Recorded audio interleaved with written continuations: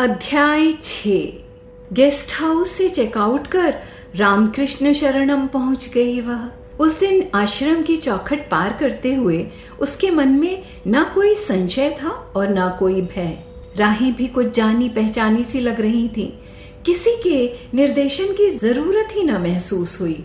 उन सीधी सरल सपाट राहों से गुजरते कदम सीधे साधना केंद्र पर ही रुके और बरामदे में माश्री को खड़े देखकर मन मयूर नाच उठा। साथ कल वाली वह श्वेत वसना महिला भी थी जो उसे माश्री तक लेकर गई थी। आज गत दिवस से सब शुभ ही शुभ हो रहा है सोचते हुए उसने माश्री के चरण स्पर्श किए तो उन्होंने बाहों में भर लिया और उससे चंदन सी शीतल वाणी में कहा, तुम्हारा स्वागत है बेटी, सदा सुखी रहो और दुखियों के कष्ट हरो।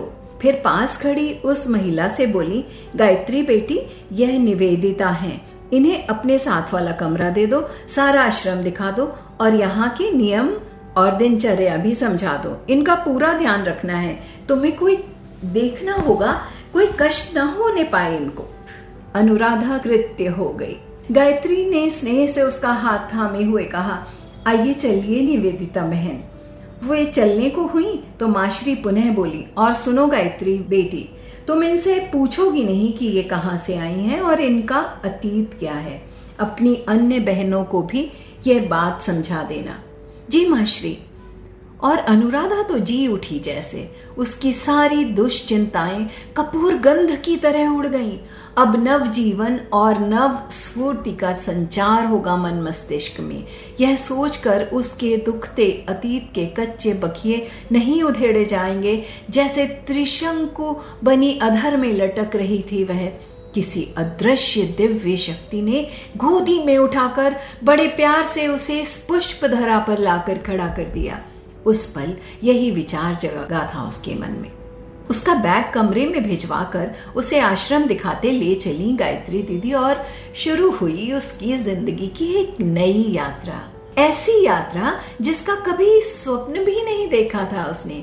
वह तो अत्यंत ही लंबा चौड़ा विस्तार था आश्रम का।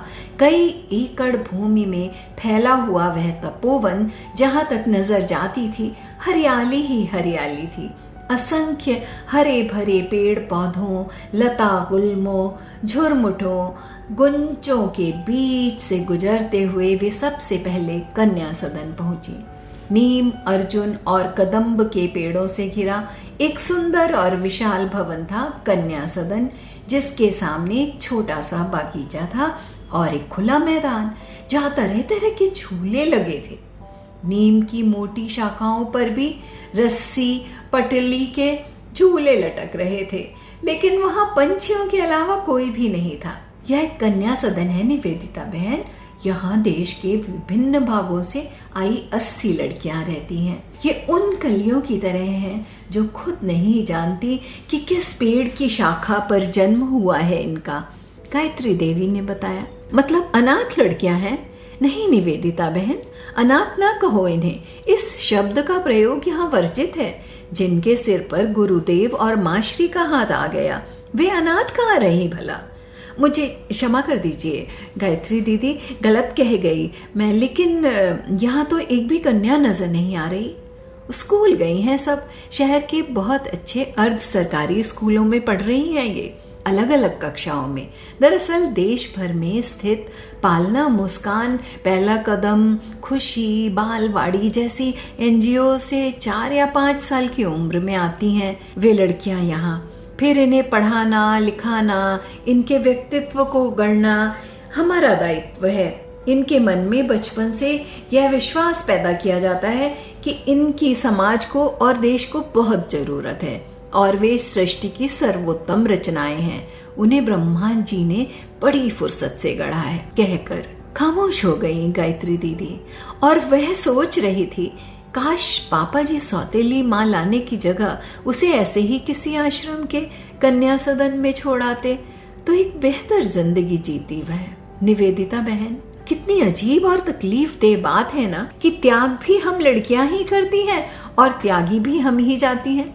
इन लड़कियों में से कुछ तो अविवाहित माओं की संतानें हैं, कुछ गरीबी के कारण त्यागी गई और कुछ सिर्फ इसलिए कि वह लड़की है और लड़की बोझ होती है हर तरह से। इसीलिए उसे या तो कूड़े के ढेर में फेंक दो या पैदा होते ही पालना, खुशी, मुस्कान जैसी संस्थाओं की दहलीजों तक पहुंचा दिया जाता है। सवाल ये है कि लड़कों को क्यों नहीं त्यागा जाता? सारे त्याग लड़की के हिस्से ही क्यों? कहते कहते आवेश में आग कांपने लगी थी गायत्री दीदी। अनुराधा ने अपनी सवालिया निगाहें गायत्री दीदी के चेहरे पर टिका दी। क्योंकि लड़की की इज्जत की रक्षा करनी होती है, उसके लिए दहेज जमा करना होता है और फिर भी पता नहीं वह सुख पाए या ना पाए। जबकि लड़के के साथ ये झंझट नहीं है दीदी। वह तो दुल्हन लाता है और दुल्हन दहेज भी लाती है तथा अवैतनिक नौकरानी की तरह चाकरी भी करती है। लड़कों को क्यों नहीं त्यागा जाता? क्यों उन्हें खुले सांड की तरह समाज के बाजार में छोड़ दिया जाता है कि जाओ जहां मुंह मारो, कोई तुम्हारा कुछ नहीं बिगाड़ेगा क्योंकि तुम लड़के हो? कहते कहते कंठ भीग गया उनका और पलकें नर्म हो आई। अनुराधा समझ गई कि इन्होंने भी कहीं गहरी चोट खाई है। 10 कदम चलकर एक संकरी पगडंडी से मुड़ गई गायत्री दीदी। ये रास्ता कामधेनु की ओर जाता है निवेदिता बहन, ध्यान से देख लो। कामधेनु यहाँ की गौशाला है जिसमें अनेक जाति की स्वस्थ गायें हैं। श्यामा, श्वेता, गौरी, सांवली, लक्ष्मी, सोना, रूपा, वृंदा, शुभा, ये नाम है हमारी इन महारानियों के। और मजे की बात यह है निवेदिता बहन कि जिसका नाम पुकारो वो कहीं भी होगी दौड़ी चली आती है। पर ये लोग इतनी सयानी हैं कि प्रेम और गुस्से की भाषा में अंतर समझती हैं। प्रेम से पुकारेंगी तभी आएंगी, नहीं तो वो देखो सामने रहा कामधेनु। अब देखिएगा तमाशा। कामधेनु के द्वार पर जाकर गुहार लगाई गायत्री दीदी ने। गौरी, अरे ओ गौरी बिटिया, आ तो, आजा आजा। और तुरंत एक उजली धौली गैया भागती हुई चली आई। गायत्री दीदी के सामने किसी आज्ञाकारी बच्ची की तरह खड़ी हो गई। तभी कुर्ताधारी दुबले पतले से एक अधेड़ अवस्था के पुरुष वहां निकले और मधुर स्वर में बोले, जय श्री कृष्णा गायत्री बहन, कैसी हो? जय श्री कृष्णा दिनकर दादा, अच्छी हूँ मैं। इनसे मिलिए, ये निवेदिता बहन है, आज ही आई हैं और अब यहीं रहेंगी। इन्हें आश्रम दिखाने के लिए निकली हूँ। आप हैं श्री दिनकर दुबे, कामधेनु के प्रबंधक और सर्वे सर्वा। दिनकर दादा बांसुरी भी बहुत अच्छी बजाते हैं। हम इन्हें स्नेह से कृष्ण कन्हैया भी कहते हैं। अनुराधा ने नमस्कार की मुद्रा में हाथ जोड़ दिए तो वो मुस्कुराते हुए बोले, जय श्री कृष्णा निवेदिता बहन, जय श्री कृष्णा। इन गौओं के दूध और उससे बने दही, मक्खन, घी, छाछ से सारे आश्रम वासी लाभान्वित होते हैं। आप स्वयं देखेंगी कि अमृत सा स्वादिष्ट और गुणकारी दूध देती हैं हमारी ये धेनु माताएं। कामधेनु से 20 गज की दूरी पर थी हरी भरी शाक तरकारियों की एक बहुत बड़ी बगीची, जहां अलग अलग क्यारियों में मौसम की हर तरकारी की फसल लहलहा रही थी। टिंडे, भिंडी, टमाटर, बैंगन, मटर, हरे प्याज, हरा धनिया, पुदीना, हरी मिर्च और इनके अलावा वृक्षों का सहारा लेकर ऊपर चढ़ रही लौकी, तुरई, करेले और फलियों की बेलें। मुग्ध होकर देख रही थी वह।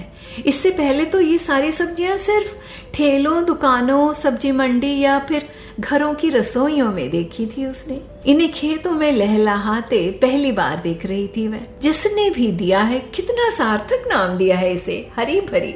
इसकी विशेषता बताऊं? ऑर्गेनिक है ये, मतलब इनके पालन पोषण में किसी रासायनिक खाद का प्रयोग नहीं किया गया। सूरज की रोशनी और ऊर्जा, खुली हवा, साफ पानी और गोबर तथा सूखे फूल पत्तों की खा पी ही फलती हैं ये हमारी राजकुमारियां। हरी भरी के बगल में ही थी संजीवनी, जहां हींग, अदरक, कच्ची हल्दी, सौंफ, जीरा सौंफ, अजवाइन और तरह तरह की जड़ी बूटियां पोषण पा रही थी। इन सब का प्रयोग औषधि बनाने में किया जाता था। संजीवनी के समानांतर ही कुछ दूरी पर एक बोर्ड नजर आया अनुराधा को, जिस पर रंग बिरंगे अक्षरों में लिखा था सुरसम सुफलम। वहां क्या है गायत्री दीदी? चहक कर पूछा था अनुराधा ने। चल ही रहे हैं जी, वहां खुद देख लेना।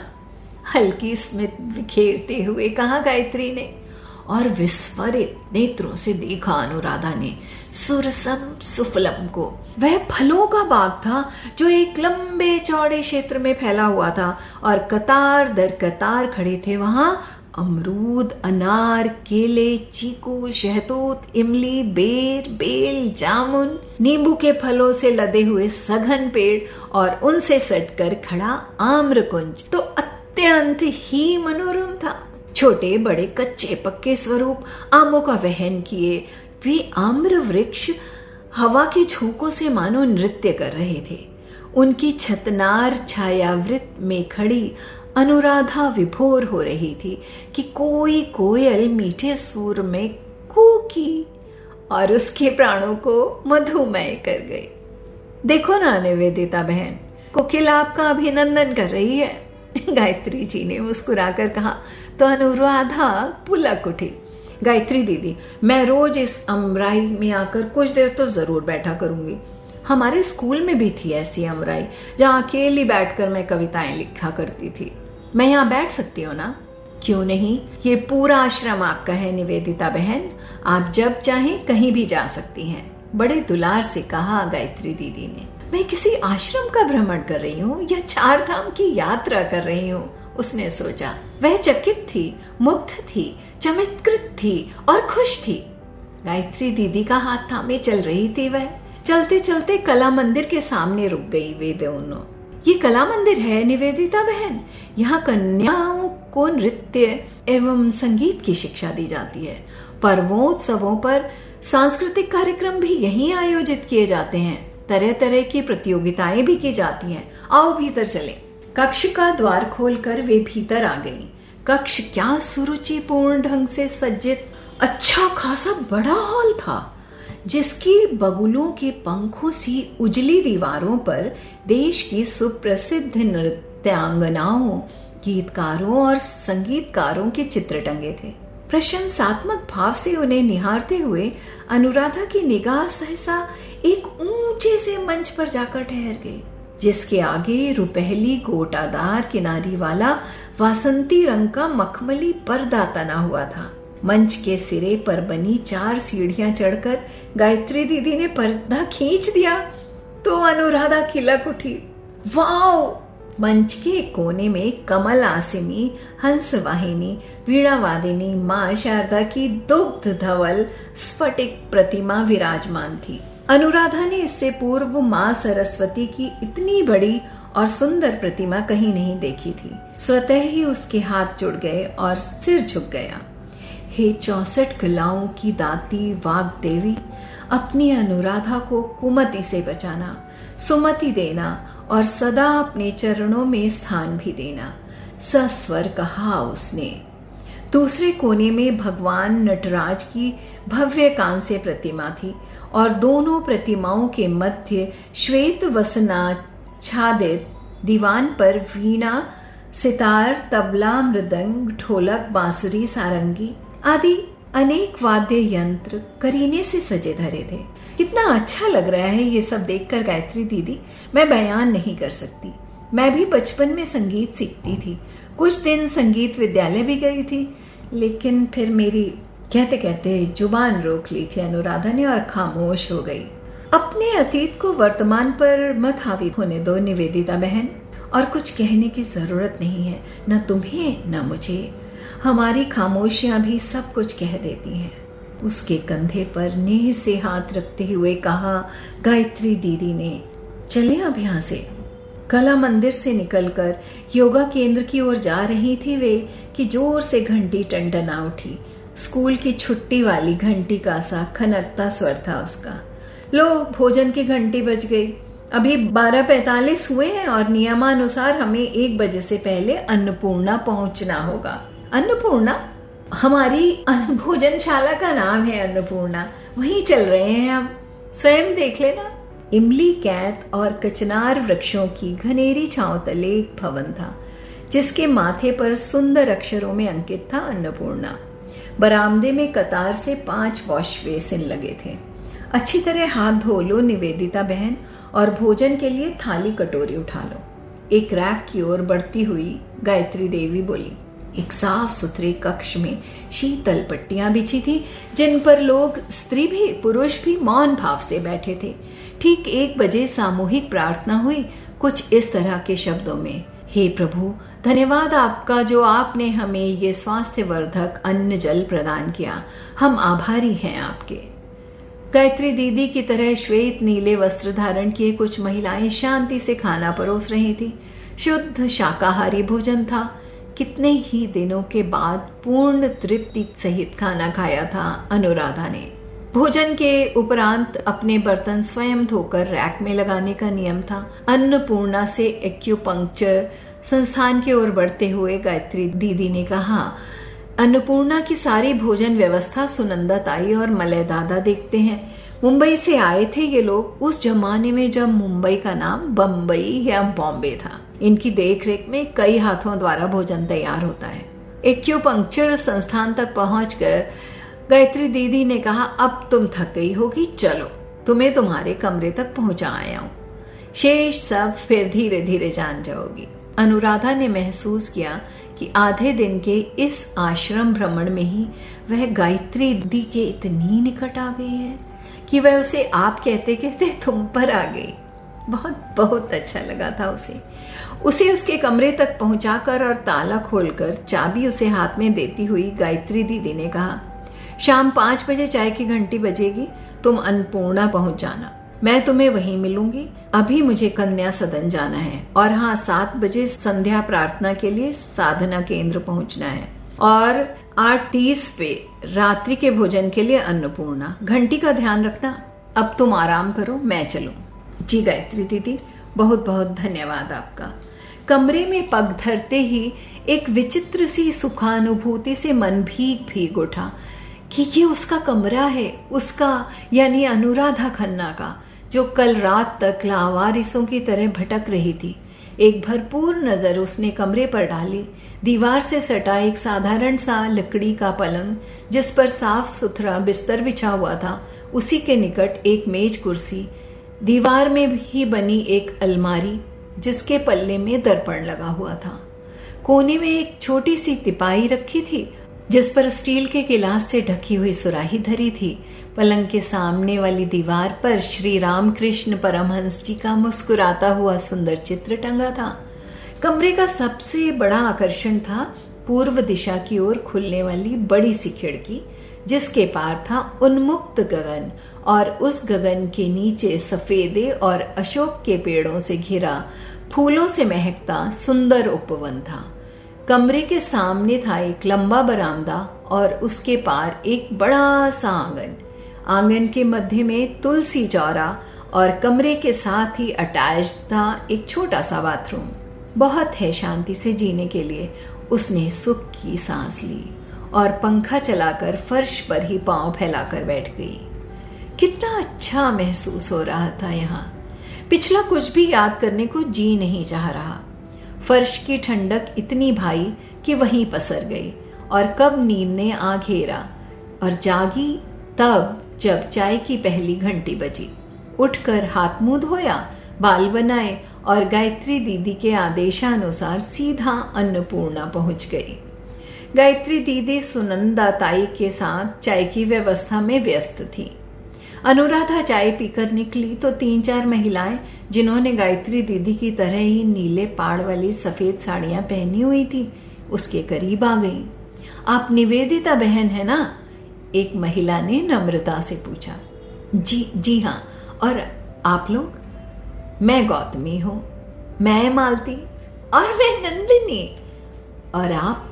चौथी महिला से पूछा उसने। जी, यह केसर बहन है, ये सुन बोल नहीं सकती। गौतमी ने एक ठंडी सांस लेकर कहा। ओ। उसने केसर के दोनों हाथ थामकर आंखों से लगा लिए। केसर के नयन नम हो गए और होंठ लरज उठे। वे सब बतियाती हुई चल रही थी कि तभी लगभग दौड़ते हुए आकर गायत्री दीदी भी उसमें शामिल हो गई।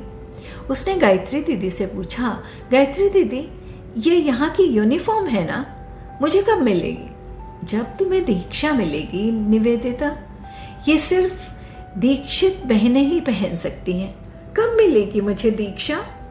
जब माँ श्री चाहेंगी, संक्षिप्त उत्तर दिया गायत्री दीदी ने। सांध्य प्रार्थना और आरती का समा ही निराला था। आश्रम के समस्त कर्मचारी, सब बहनें और कन्या सदन की तमाम कन्याएं उपस्थित थीं साधना केंद्र में। द्वीप प्रज्वलन के बाद मां काली की सामूहिक आरती गाई गई। फिर एक ऐसी आरती जिसमें श्री मां शारदा, गुरु रामकृष्ण परमहंस, स्वामी विवेकानंद और भगिनी निवेदिता की वंदना थी। फिर माँ श्री का संक्षिप्त किंतु सार गर्भित प्रवचन। सांध्य प्रार्थना के उपरांत सब लोग दूर से ही माँ श्री, माँ काली और गुरुदेव को प्रणाम अर्पित कर प्रस्थान कर रहे थे। वह भी बाहर निकलने को थी कि माँ श्री का मधुर स्वर गूंजा, निवेदिता बेटी, तुम निकट आओ मेरे जरा। वह हाथ छोड़े, श्रद्धा न हो माँ श्री के सामने बैठी थी। आश्रम घूम आई बेटी? स्नेह वेग स्वर में उन्होंने पूछा। जी माँ श्री। कैसा लगा? कम से कम शब्दों में बताओ, जरा देखूं तो, मुस्कुराते हुए बोली वह। धरा का स्वर्ग। बहुत अच्छे, बहुत समझदार हो तुम बेटी। अब ध्यान से सुनो। पहले तो ये बात मन से निकालनी है कि तुम दुखी हो और इस दुनिया में सिर्फ तुम ही दुखी हो। दुख किसको नहीं है, सब दुखियारे हैं, बस सबके दुखों के रंग अलग अलग हैं। शरणम में जितनी तुम्हारी बहनें हैं, सबका एक अतीत है, सबके पास ही दुख की एक कहानी है। तुम्हारी ये माँ भी किसी दिन अंगारों पर चलकर और आंसू की नदी में तैर कर यहाँ तक पहुंची थी। एक कहावत है, मैं दुखियारी राम जी, फूट गए रे मेरे भाग, चढ़ चौबारे देखा तो घर घर लगी थी आग। या यूं कह लो नानक, दुखिया सब संसार। तुम्हें बस ये याद रखना है कि हर दुख के बाद सुख जरूर आता है। हर सूर्यास्त के बाद सूर्योदय का होना प्रकृति का अटल नियम है। अंधेरे में गुम जिंदगी का सामना एक दिन उजाले से जरूर होता है। तुमने जिस धरती पर आज पांव रखा है ना, वहां निराशा का नहीं, आशा का वास है। आस्था का आंचल थामकर निर्भय होकर आगे बढ़ना है बेटी। पीछे मुड़कर नहीं देखना। पीछे मुड़कर देखोगी तो दुख के भयानक साए तुम पर मंडराने लगेंगे, जो तुम्हारे आज को भी डस लेंगे और आने वाले कल को भी। आज शरणम में तुम्हारी पहली रात है और कल पहली सुबह होगी। इस रात और कल की सुबह के बीच जो समय है, उसमें तुम्हें विश्वास का रंग भरना है। और भोर की पहली किरण अंधेरे को चीरती हुई जब तुम तक पहुंचेगी, तो तुम उससे नई जिंदगी की उम्मीदों के दीप जलाना। जानती हो, रविन्द्रनाथ टैगोर कहते हैं कि रात्रि का अंधकार एक काला थैला है, जिसमें से उषा का स्वर्ण फूट कर निकलता है। तुम्हें उसी स्वर्ण से अपनी झोली भरनी है बेटी। अब जाओ और भय मुक्त होकर निश्चिंत हृदय से वास करो यहाँ। माँ काली तुम्हारा कल्याण करेंगी।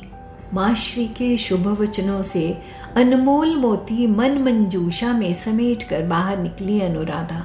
रात्रि भोजन में विलंब था अभी। मन में चाह उठी और वह अकेली ही कन्या सदन में जा पहुंची। फूल सी कोमल और प्यारी प्यारी उन बच्चियों से मिलकर और उनसे बतियाकर उसका मन पहले करुणा से भीगा और फिर वात्सल्य से भर उठा।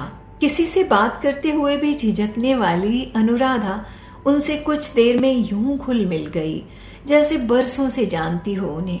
वो सब भी खुश थी और क्यों ना होती। प्यार की फुहार में भीगकर कौन खुश नहीं होता। तत्क्षण ही उसने मन की कच्ची माटी में संकल्प का बीज बोया। यदि भाग्य मौका दिया तो वह इन बच्चियों को वो प्यार और ममता देगी जो उसे नहीं मिली। कितने भाग्यवान हैं ये बच्चे जिनके चहुं ओर स्नेह का सागर लहरा रहा है। एक वह है अभागी जिसकी जिंदगी माटी में रोल कर गंवा दी उसकी माता और उसके लाडले बिगड़ैले बेटे ने। पल भर पहले उमंग से उमगता मन दर्द की नदी बन गया। फिर माश्री से ताजी ताजी मिली सीख याद आ गई। पीछे मुड़कर ना देखना, नहीं तो। और वह सहज होने की कोशिश करने लगी तथा हो भी गई, यह सोचकर कि जैसे भाग्य इन बच्चियों को यहाँ लाया था, अब उसे भी तो लाया है। फर्क इतना है कि इन्हें जल्दी ले आया और उसे देर से। जब नसीब जो दे उसे बटोर लेना चाहिए। बच्चियों को रात का भोजन वहीं कन्या सदन में ही खिलाने की व्यवस्था थी, ताकि रात्रि के अंधेरे में उन्हें अन्नपूर्णा तक जाने आने में परेशानी ना हो। केसर, गौतमी, गायत्री, मालती ही रात का भोजन परोसती हैं उन्हें। इस काम में उनकी मदद कर और वहीं खाना खाकर गायत्री दीदी के साथ लौट आई वह। मन आश्वस्ति से भरा था, फिर भी नींद नहीं आ रही थी। शायद दिन में सोई थी इसलिए। करवटें बदल बदल कर थक गई तो उठ बैठी और डायरी लेकर बैठ गई। दिन भर के अनुभवों को कलमबद्ध करने लगी। फिर भी जब बिस्तर पर गई तो नींद नहीं, अखिल की यादें ही निकट आईं। हंसता हुआ अखिल, मुस्कुराता अखिल, उसे जिंदगी की सच्चाइयों के बारे में समझाता हुआ अखिल। उसकी इस रात में ऐसे खुल गया अखिल। वह अनुमान लगाने लगी कि अखिल तक उसके घर छोड़ने की बात कब और कैसे पहुंची होगी। क्या प्रतिक्रिया हुई होगी उस पर, कहां कहां तलाश रहा होगा वह उसे। उसकी मम्मी ने क्या सोचा होगा। क्या पता अखिल को कोई खास फर्क ना पड़ा हो, बस क्षणिक दुख हुआ हो। नहीं, ऐसा नहीं हो सकता। तड़प रहा होगा वह। सब सोचकर तड़प उठी अनुराधा कि उसे अखिल के साथ ऐसा नहीं करना चाहिए था। लेकिन अगले ही क्षण अपनी तड़प को दबा दिया उसने कि यदि वह उस दिन घर और शहर ना छोड़ती तो शायद आज अफसोस करने के लिए जिंदा भी ना बचती। अखिल को याद करते करते देर रात आंख लगी और अल सुबह खुल भी गई। कुछ देर खिड़की के पास खड़ी डूबती रात और उगती भोर को देखती रही। जयशंकर प्रसाद की कामायनी की पंक्तियां याद आ रही थी उसे। बीती विभावरी जागरी, अंबर पनघट पर डुबो रही, तारा खट ऊषा नागरी। सही मायने में उसकी जिंदगी की नई नवेली भोर थी यह। याद आया कि गायत्री दीदी ने कहा था यहाँ सबको अपने काम खुद करने होते हैं। सो झट काम में जुट गई। सबसे पहले उसने गिने चुने कपड़े अलमारी में लगाए, बिस्तर संवारा, कमरा झाड़ पोंछ कर चमकाया, फिर कल वाले कपड़े धोकर और नहाकर तैयार हो गई। अभी भी प्रभात प्रार्थना की घंटी नहीं बजी थी, इसीलिए चालीसा का पाठ करने बैठ गई। घंटी बजने से बहुत पहले ही गायत्री दीदी आन पहुंची। अरे तुम तो तैयार बैठी हो, चले तनिक पूजा की तैयारी कर लेंगे। शबनम भीगी पगडंडी पर पग धरती वे साधना केंद्र की ओर जा रही थीं। अभी रात की आंखों का काजल अच्छी तरह मिटा न था और उषा के चेहरे पर लाली पूरी तरह बिखरी न थी। पंछी भी इक्के दुक्के ही चहक रहे थे। उस अमृत बेला में दूर से आती हुई बांसुरी का मीठा स्वर अमृत घोल रहा था। ये इतनी सुबह बांसुरी कौन बजा रहा है गायत्री दीदी? आपके दिन कर दादा हैं, नटखट काना को रिझा रहे हैं। गायत्री दीदी मुस्कुराई।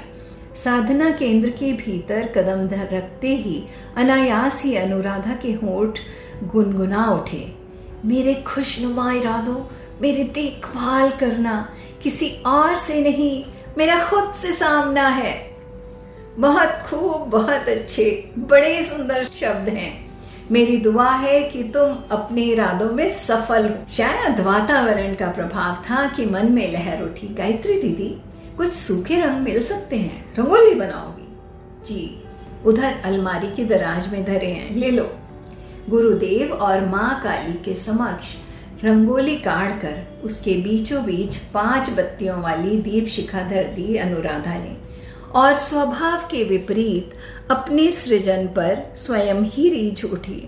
पूजा के लिए गायत्री दीदी फूल लेने गई थी और वह रंगोली को अंतिम टच दे रही थी। इतनी मग्न थी कि जान ही ना पाई माश्री आकर उसके सामने खड़ी हो गई। अति सुंदर, अति सुंदर, ये तुम्हारे मन की खुशियों के रंग हैं जो रंगोली में उतरकर संवरे हैं बेटी। मैं तुम्हारे लिए अत्यंत प्रसन्न हूँ। धन्यवाद माश्री, कहते हुए उनके चरणों में झुकने लगी अनुराधा, तो उन्होंने बीच में ही थाम लिया उसे। नहीं बेटी, तुम्हारी यह माँ स्वयं को इस योग्य नहीं पाती कि अपनी फूल सी बेटियों द्वारा चरण स्पर्श का बोझ अपनी आत्मा पर ढो सके। मेरे बच्चे, झुकना ही है तो गुरुदेव के चरणों में झुको और इस जगदम्बा के चरणों में झुको। यहाँ जय श्री कृष्णा के अभिवादन की प्रथा है। हम ब्रिजखंड में रहते हैं ना, जो बंसी बजैया की पावन धरती है, इसलिए उनका नाम जितनी बार उच्चारें कम है। और फिर गुरुदेव का अर्ध नाम भी तो शामिल है इसमें। जय श्री कृष्णा माश्री। उस नव दिवस की नई सुबह के नए पाठ को तुरंत ही व्यवहार में ले आई अनुराधा। अच्छा बताओ, तुमने वृंदावन धाम देखा है? जी माश्री, बचपन में एक बार गई थी पापा जी के साथ। अरे बेटी, वो नहीं, हमारे आश्रम वाले वृंदावन धाम की बात कर रही हूँ। आश्रम में कोई वृंदावन धाम है? मैं नहीं जानती माश्री, आज जरूर देखूंगी। कल सांधे की तरह ही दीप प्रज्वलन, आरती, प्रार्थना, स्तुति, वंदन और प्रवचन हुए। बस अंतर था तो सिर्फ इतना कि कुछ छोटी कन्याओं ने योगा के नए नए आसनों का प्रदर्शन किया। प्रार्थना सभा के उपरांत एक महिला अनुराधा के निकट आई और हाथ जोड़कर बोली, जय श्री कृष्णा निवेदिता बहन, माश्री का आदेश है कि आप अन्नपूर्णा चली जाएं और चाय पीकर सुनंदा ताई के साथ नाश्ते की व्यवस्था करें। उसके बाद वृंदावन धाम जाकर कान्हा के दर्शनों का लाभ लें। साधना केंद्र से बाहर निकली तो रात की काली मटकी फूट चुकी थी और किरणों का कंचन चहुं ओर बिखरा हुआ था।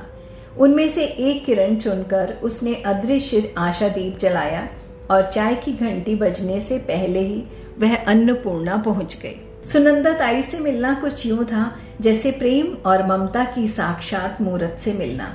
उन्होंने रसोई घर में अपने पास बैठाकर उसे प्यार से चाय पिलाई और फिर काम समझाया। उसने सिर्फ नाश्ता बनाने में ही उनकी मदद नहीं की, अपितु लड़कियों को नेह सहित दूध और नाश्ता परोसा भी। एक विचित्र सा एहसास हुआ उसे ये सब करके। शायद इसे ही सुकून कहते होंगे, जो उसे इससे पूर्व कभी नहीं मिला था, कभी नहीं। नाश्ते के बाद भी उसने साफ सफाई करने में सुनंदा ताई का हाथ बटाया। उसने वृंदावन धाम की राह पूछी तो मलय दादा बोले, कहाँ जाओगी अकेली, इतना बड़ा आश्रम है, भटक जाओगी बेटी, चलो मैं साथ पहुंचाए आता हूँ तुमको। वृंदावन धाम की ओर चलने वाले तमाम रास्तों के आसपास के इतिहास भूगोल को समझाते बताते मलय दादा, इतना बड़ा आश्रम है, भटक जाओगी बेटी, चलो मैं पहुंचा आता हूँ। वृंदावन धाम की ओर जाने वाले तमाम रास्तों के आसपास के इतिहास भूगोल समझाते बताते हुए मलय दादा अनुराधा को मंजिल तक पहुंचाकर लौट आए। आश्रम के पूर्वी छोर पर था कदम्ब, करील, अर्जुन, जमा कुसुम, गुलमोहर और चंपा वृक्षों से घिरा एक लंबा चौड़ा ठंडा छायावृत्त, जिसे वृंदावन धाम नाम दिया गया था। उसी वृत्त में एक सघन वट वृक्ष की छांव तले स्थित था वृंदावन बिहारी कृष्णा का मंदिर, जो काठियावाड़ी स्थापत्य कला और शैली के अनुसार बना हुआ था।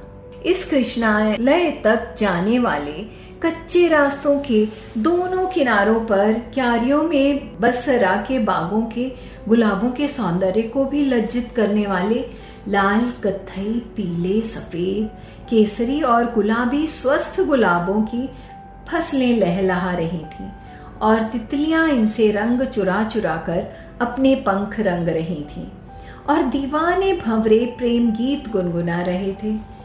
मंदिर के गोबर मिट्टी लिपे प्रांगण के बीचों बीच चिकने लाल पत्थरों से निर्मित तुलसी का बड़ा सा चौरा था, जिसके चारों ओर चूने गेरू का मांडना मड़ा हुआ था। तुलसी मैया को प्रणाम कर अनुराधा ने मंदिर में प्रवेश किया और सामने सजी हुई श्री राधा कृष्ण की युगल मूर्ति को देखकर चौंकी। अरे ये तो बिल्कुल वैसी ही मूर्तियां हैं जिनके दर्शन उसने कल राधा रमन जी के मंदिर में किए थे।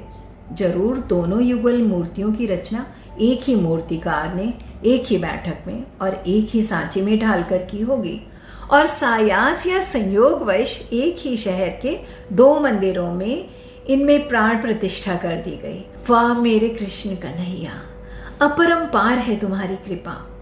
अनुराधा का साथ देने के लिए यहाँ भी चले आए तुम। कल दर्शनों की जो प्यास अधूरी रह गई थी वो आज पूरी हो गई और आपकी कृपा हुई तो नित भर भर प्याले पीऊंगी आपके दर्शनों के अमृत रस को। भाव विभोर होकर अनुराधा ने सोचा और नतमस्तक हो गई उनके सामने। मंदिर की दीवारों पर श्री कृष्ण के बाल जीवन को दर्शाते अनेक मनोहारी चित्र टंगे थे। यमुना जी की उत्तंग लहरों के मध्य खड़े नंद बाबा के सिर पर धरी टोकरी में अंगूठा चूसते हुए नवजात हरि, छीके से माखन चुराते माखन चोर, गोपियों की मटकियां फोड़ते कान्हा, बांसुरी बजाते गैयों के बीच खड़े गोपाल, रूठी राधा को मनाते राधा रमन, पूतना राक्षसी के सीने पर सवार हो उसके प्राण चूसते रिपुदमन, उंगली पर गोवर्धन पर्वत धारण किए गिरधारी, कालियां दमन करते नटवर नागर, बलदाऊ और ग्वाल बालों के संग क्रीड़ा मग्न कनुआ, अर्जुन यमला वृक्षों के बीच उखल से बंधे गोविंद और यशोदा मैया को बाल लीलाओं द्वारा रिझाते यशोदानंदन, सारे ही रूप निराले और चित्त को हरने वाले थे। अनुराधा के सामने जैसे द्वापर युग ही आन खड़ा हुआ था। वह कभी मुग्ध भाव से उन मूर्तियों को देखती तो कभी चित्रों को। देख देख कर निहाल हो रही थी वह। ना नयन अघा रहे थे, ना आत्मा तृप्त हो रही थी। फिर भक्ति भावना के अधीन हो वहीं उजले फर्श पर आलथी पालथी मार कर बैठ गई और स्वतः ही उसके होठों से स्वर फूट पड़े। जो तुम तोड़ो कान्हा मैं काहे तोड़ूं रे, तोरे संग तोड़ कृष्णा कौन संग जोड़ूं रे।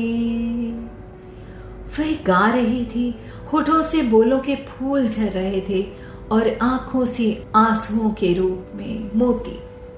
खुद ही न जान पाई कि कब भजन समाप्त हुआ। जाना तो तब जब सूने मंदिर में शंखनाद गूंजा और साथ में एक मीठा स्वर भी। अति सुंदर, अति सुंदर, अति मधुर।